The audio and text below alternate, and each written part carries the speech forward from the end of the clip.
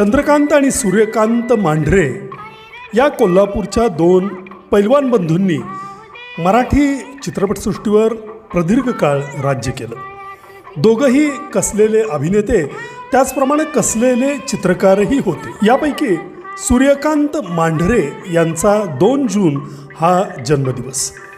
साधी माणसं, माणसाला पंख असतात, वारणेचा वाघ यासारख्या कित्येक चित्रपटांमधून सूर्यकांत मांढरे यांनी आपल्या अभिनयाची छाप सोडली आणि मराठी रसिकांनीही त्यांच्यावर प्रचंड प्रेम केलं।